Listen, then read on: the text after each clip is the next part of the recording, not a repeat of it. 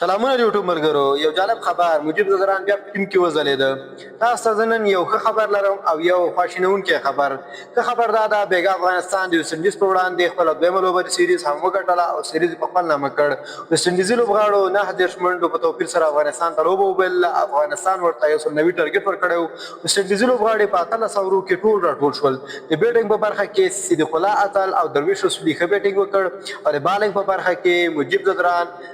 هټریک وکړ څلور اورو کې څلور وکټې واخیستې یعنې یوه اوور کې درې وکټې صرف سره واخیستې او هټریک یې وکړ او یو 20 رنز یې ورکړي وو مجيب زدران په خپله انټرویو کې هم وویلې چې زه خپله درېیمه وکټه باندې پوه شوم چې ما هټریک وکړ نور تفصیل په ویډیو کې وګورئ او خواشینونکی خبر مې تاسو ته وویل چې خواشینونکی خبر لرم هغه خبر دا ده چې په دې لوبه کې فاروق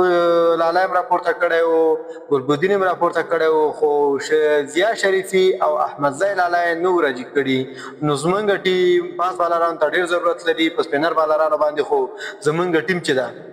دا پوره حساب کولی شي او هر وخت یې په باور کولی شي خو پاس بالرانو کې زموږ ټیم نه کمزوری ده د دې په خاطر فاروقی لالا او ګلبدین لالا هسې نه هم په ورلډ کپ کې شته ده د دې په خاطر باید دوی دواړه ناست وی او احمد ضی او ضیا شریفي راجیک شوي وی ځکه چې دا لوبه موږ ته دومره مهمه نه ده لکه څومره چې ورلډ کپ موږ ته مهم ده نو باید هغوی ټرای شوي وی خو خیر د نن ورځې په